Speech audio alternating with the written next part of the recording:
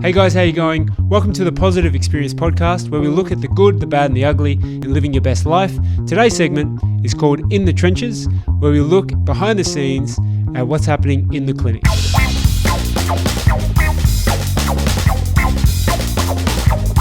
Hey guys, welcome to the Positive Experience podcast. Today's segment's on the trenches, and today we're performing the 5W's with our good friend Ben. Hey Ben, how are you? How's it going? Good, thanks. That's the way, mate. So today, our 5W's: who, what, when, where, and why. That's what the 5W's stand for.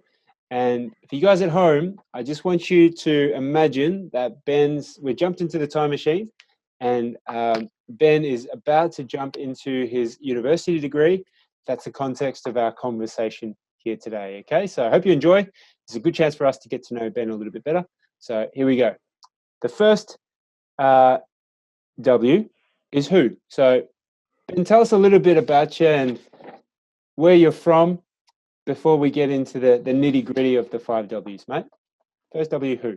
Hey, so yeah, I'm Ben. Born and raised in Perth. So I grew up there my whole life. I, went to school, went to uni over in there as well. And just moved over to Melbourne in December to be with my partner who got work over here. So I decided to come over here and try and find a job in physio. So, good man. Are you a country boy or a city boy in Perth? I would say in between. So when I was younger, I sort of lived in a country town that sort of became more popularised as I grew up. So it was fairly country when I was born there, and then like just new houses came up everywhere around us. So yeah, but I would say sort of half and half. Gotcha. It's kind of like where we are in western suburbs of Melbourne. You know, once upon a time, sort of Hoppers Crossing, Werribee was a quaint country town out of suburbia. And then just with the growth of Melbourne, it just went bananas. So now those quaint towns are just a smorgasbord of lots of different sort of people coming in from all over the place. So yeah, for sure. That sounds like, what was the name of the town in Perth that you grew up in? So I first grew up in Byford. What it was called, but and then there was another town near a town called Armidale, which was also a suburb here, but in the one in Perth is where I sort of spent most of my time. And how far is it from like the Perth CBD? An hour or so? It's about 50 minutes, 45 minutes. Okay, gotcha. Cool, mate. Yeah. So that's our first W done. The second one is what? So what prompted you to get into physio? Yeah, so I started my physio degree when I was 21, 22, so a bit older than your average new grad, like student who comes straight out of school. And basically, I always had it in my mind that I wanted to do something, be in some sort of work area that sort of was helping people. That's pretty much what drove me towards physio. I just wanted, to work something that I was passionate about, where I was helping people, and I knew that's where it would have got me. Definitely something I would be passionate about. So pretty much physio seemed like the perfect fit. I'm really keen on physical activity, fitness, and then able to help people achieve their goals and recover from injuries is just that sort of like perfectly sat with me. So that's pretty much perfect fit. Mate, that leads in perfectly to the next W, when. So if I was to frame up this question, what were you doing before you were getting into physio at that time as a 21-year-old? And when did you know that it was going to be physio? Like, was there someone in the family that was in health already and you were picking his or her brain? Or did you have, someone that you followed online and you thought, man, the health pathway was going to be my direction? So when did you know, Ben, that physio was for you? It was a bit of an extended pathway, really. I left school in year 10, so I didn't finish high school.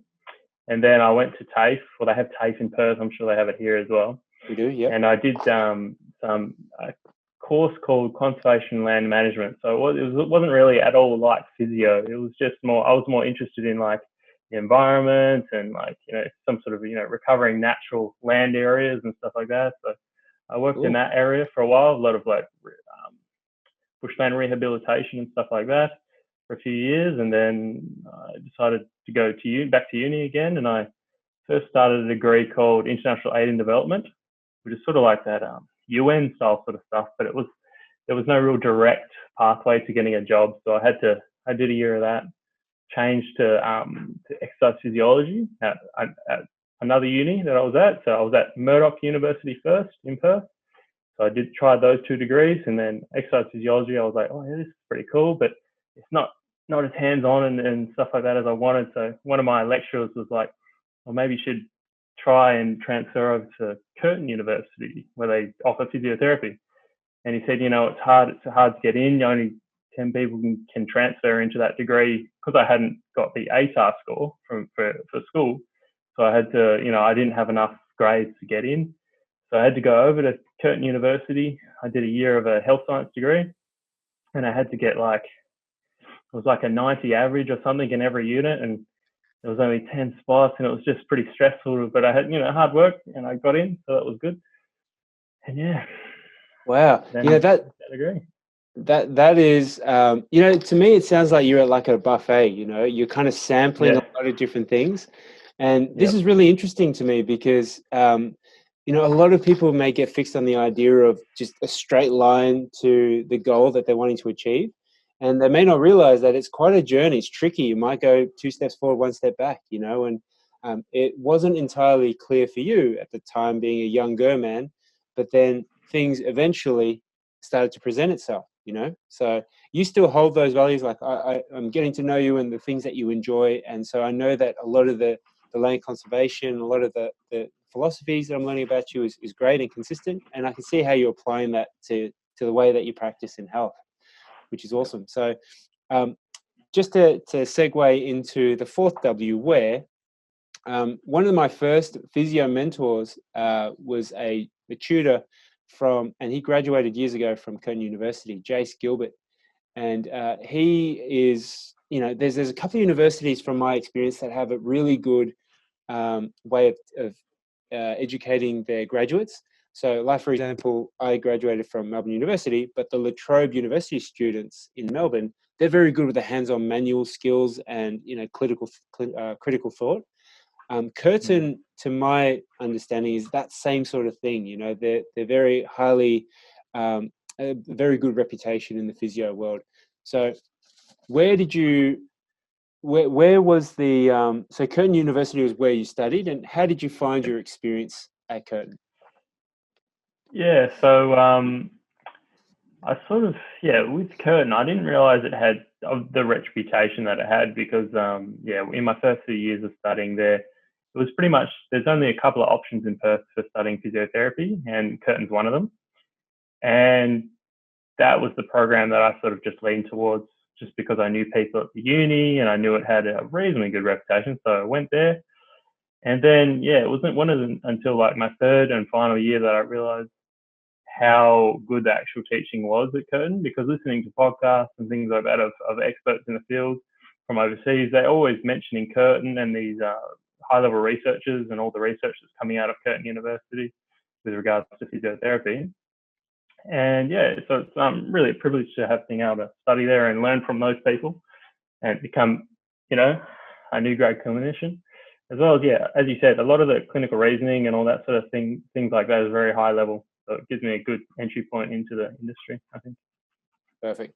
Okay, and we got there. The last W is why. And in preparation for this, I think I've sort of skipped ahead, and you've given me the answer of why already you get into physio. But I guess if there was a particular, I'm going to switch it up on you and put you on the spot here. So I'm going to give you as much preamble so you can think about it on the fly. If there was a particular type of interest that you had as a student, so remember we're jumping back to 4 or 5 years ago, was there a particular type of injury that you were interested in? And is that the reason why you went into this particular field? So to buy you some time, for example, most people in the physio space are very sporty and they want to stay in the sporting field. And, obviously you have the clinical management plan for sporting type athletes. Is that kind of the way that you went into this, or was there a different reason why you got into physio that you want to sort of tease out? Well, I've always been pretty active. I played soccer for like 7, 8 years when I was younger, going to the gym, working out and all that sort of thing, cycling. But, that was always a part of my reason for getting into physio. But it's also, having some elderly grandparents and things like that who are going through a lot of, health problems, and they're being in and out of hospital, and seeing what the physios are doing in the hospital setting and seeing how they're helping them recover and rehab and all that sort of stuff. That sort of also motivated me to wanting to, just to pretty much, see people achieve their goals and get back to good health in all settings, whether it's sport or every other population. It's just every area. If I can help, then it's good.